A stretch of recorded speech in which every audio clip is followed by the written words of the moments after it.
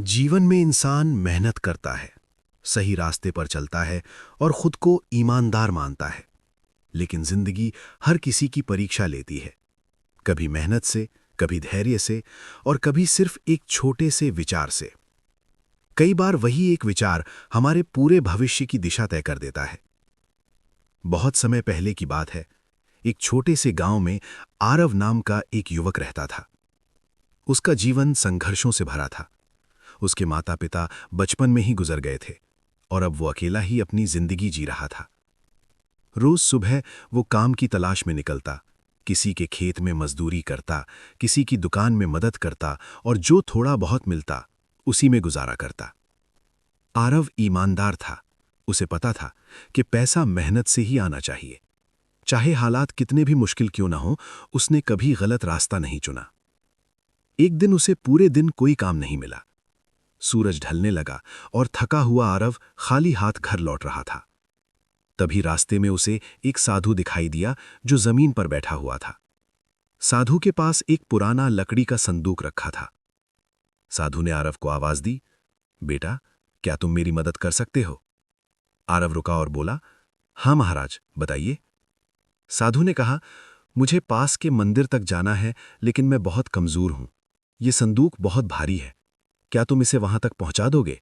बदले में मैं तुम्हें कुछ मूल्यवान दूंगा। आरव ने संदूक उठाया। वो सच में बहुत भारी था। इसमें क्या है? आरव ने पूछा। साधु मुस्कुराए, इसमें तांबे के सिक्के हैं। आरव बिना कुछ सोचे संदूक उठाकर चल पड़ा। रास्ते में उसने देखा कि साधु बार बार उसे देख रहे हैं। आरव समझ गया कि शायद उन्हें भरोसा नहीं है। उसने मन ही मन कहा, मैं गलत इंसान नहीं हूं। मुझे जो मिलेगा वो ईमानदारी से ही मिलेगा। थोड़ी दूर चलने के बाद वे एक पुल के पास पहुंचे। पुल काफी पुराना और संकरा था। साधु रुक गए। मैं इस पुल को पार नहीं कर सकता, उन्होंने कहा। अगर गिर गया तो जान चली जाएगी। तो मैं संदूक को पार ले जाता हूं, आरव ने कहा। साधु ने एक पल रुककर कहा, लेकिन इस संदूक में अब चांदी के सिक्के हैं। तुम भाग तो नहीं जाओगे? आरव को बुरा लगा। अगर मुझे चोरी करनी होती तो मैं अब तक कर चुका होता, उसने शांत स्वर में कहा। साधु ने सिर हिलाया और आरव पुल पार कर गया। संदूक पहले से ज्यादा भारी लग रहा था, लेकिन आरव का मन साफ था। अब रास्ता पहाड़ी की ओर जाता था। आरव ऊपर चढ़ने लगा, लेकिन साधु पीछे रुक गए। अब मुझसे आगे नहीं चला जाएगा, साधु बोले। ये आखिरी जगह है। तो फिर संदूक मुझे दे दीजिए, मैं ऊपर रख देता हूं, आरव ने कहा। साधु ने गहरी सांस ली।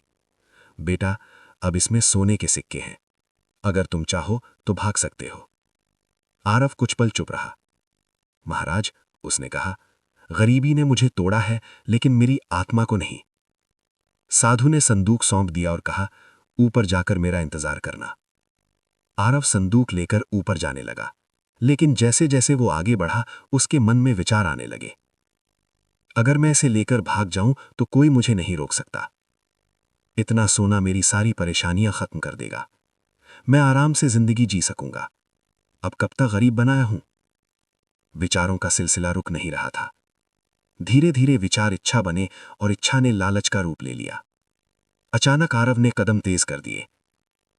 वो गांव की ओर भागने लगा। घर पहुंचकर उसने संदूक खोला। अंदर न तांबा था, न चांदी, न सोना, सिर्फ मिट्टी और पत्थर। आरव घुटनों पर बैठ गया। तभी उसे संदूक के नीचे एक पत्र मिला। उसमें लिखा था, मैं इस राज्य का प्रधानमंत्री हूं। राजा के कोई वारिस नहीं है। हमें एक ऐसा व्यक्ति चाहिए था जो ईमानदार हो, लालच से ऊपर उठ सके और कठिन समय में भी सही निर्णय ले सके। अगर तुम थोड़ी देर और अपने विचारों को रोक लेते तो आज तुम इस राज्य के भविष्य होते। आरव की आंखों से आंसू बहने लगे। उसने जिंदगी भर ईमानदारी निभाई थी, लेकिन एक पल के विचार ने सब कुछ छीन लिया। उस दिन आरव ने समझा, गलत कर्म से पहले हमेशा गलत विचार आता है। अगर उस विचार को समय पर रोक लिया जाए तो भविष्य बच सकता है। यही जीवन का सबसे बड़ा सत्य है। कहा जाता है, विचार शब्द बनते हैं, शब्द कर्म बनते हैं, कर्म आदतें बनती हैं और आदतें हमारा भाग्य लिखती हैं। इसलिए हमें अपने विचारों का ध्यान रखना चाहिए, क्योंकि वही हमारे जीवन की दिशा तय करते हैं। ईमानदारी सिर्फ कर्मों में नहीं, विचारों में भी होनी चाहिए। हमारे विचार बीज हैं, जो हम आज बोते हैं वही कल हमारी जिंदगी बनते हैं। दोस्तों, अगर आपको हमारी कहानी पसंद आई हो तो वीडियो को लाइक करें और चैनल को सब्सक्राइब करना ना भूलें।